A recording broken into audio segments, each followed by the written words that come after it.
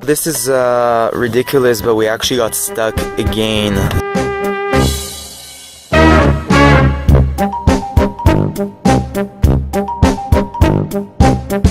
So after a third breakdown, we called another tow truck to come rescue us.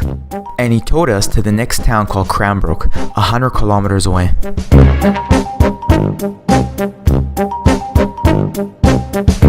It was night by the time we got there, and after a healthy dinner, we had to look for a motel. But they all turned us away because they only accepted credit cards, and mine was maxed out. We thought we were screwed, but we found an indirect solution and booked it through TripAdvisor right there in the lobby. Thank you, internet. Okay.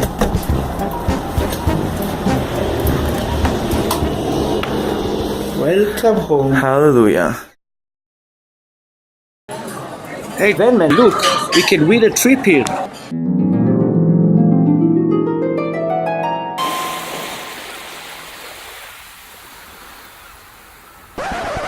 After breakfast, we went to check on the van, and since it was a Sunday and all the mechanics in town were closed, we had nothing else to do. So we went on another adventure.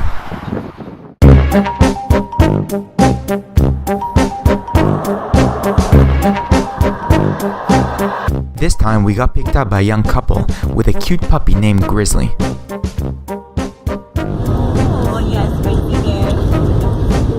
We are heading to a place in the area that I've been wanting to go to for years. These hot springs I once heard about that are up in the mountains. The couple drove us 80 kilometers to the head of a logging road that led up to the White Swan Hot Springs. And from there we started walking. Not even 10 minutes later, and we got a ride with these partiers who were going up there as well.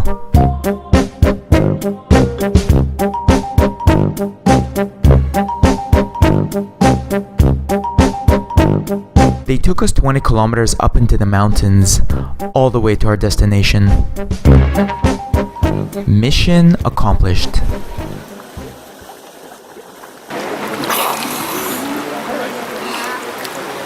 Those hot springs were stunning and felt so good after all the troubles we've been through.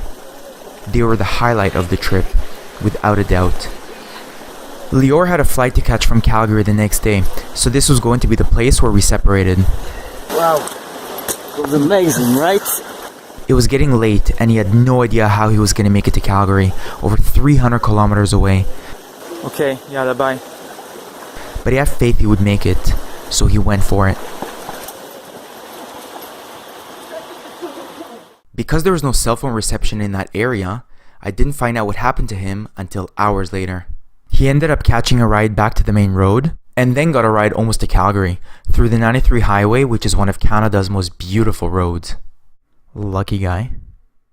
And what happened to me, you wonder? Well, I scored a ride back to Cranbrook, checked into that motel again, and had to deal with that massive headache of a van. Yeah, this was bad when I got it. Oh, of course, yeah. Then here's the guts. Take a picture of that. That's the guts inside the cat that are breaking down. The mechanical problem was with the catalytic converter system, which was in complete disintegration and would cost $3,000 to replace. The price I paid for the van. They were plugging the exhaust, therefore nothing's going out, nothing's going in. And you're giving her gas to try and get it out. I was stuck in that shitty town for another 2.5 days, eating more healthy food, getting just a temporary fix for the van, and trying to decide what to do next. Option A, continue the last 400 kilometers to Calgary and starting work, with an almost guarantee that the van will break down again. Or B, driving 1,000 kilometers all the way back home to try to return the van to the dealer and look for a new van all over again. Luckily, the weather helped me decide. Right in those 2 days, Calgary got an unexpected mid-April snowstorm.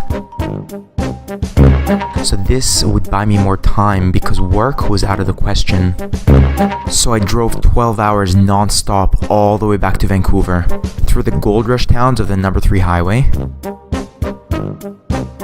back over the Kootenays Pass again, which by now was even more covered in snow,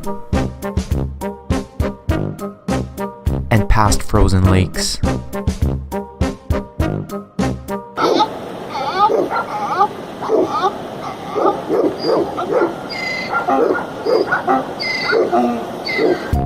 Then back on the ferry to Victoria the next day. It took a day and a half to get back and it was just pure stress. Luckily, my dad came with me to negotiate with a car dealer and try to get a refund. No, that's not a that's not the reason. No, that's not a solution. He bought this vehicle. I'll spare you most of the details, but let's just say it got ugly. You guys, by sending him with this vehicle, Real ugly. put him in jeopardy because he. No. Well, I'm sorry. If the car was in a situation, you just blew it. no, Now he you're did talking not about- do. now He you- did no, not you do go to court. anything to the vehicle. Get a lawyer, go to court, because now you're telling me, okay, and not only me, but you're saying the mechanics put an unsafe vehicle on the road. Get out of my car lot. Go to court. He kicked us out of his office and we continued arguing outside. In the end, we didn't come to an agreement, so I was stuck with the van and had no choice but to take it off the road and leave it on a property that my parents own.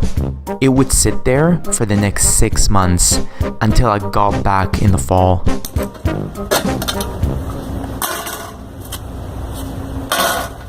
And I had to go through all that headache of looking for a new van all over again. After a week of endless searching, I ended up buying a much better van. Nice, hey? And I breathed a sigh of relief as I hit the road again and had to do that 1,000 kilometers all over again, and all by myself. But after all, I'm Van Man.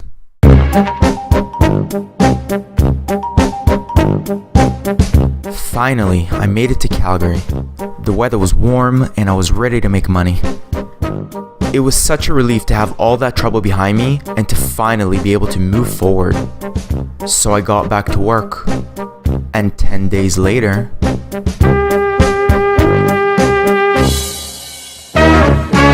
this time, transmission failure.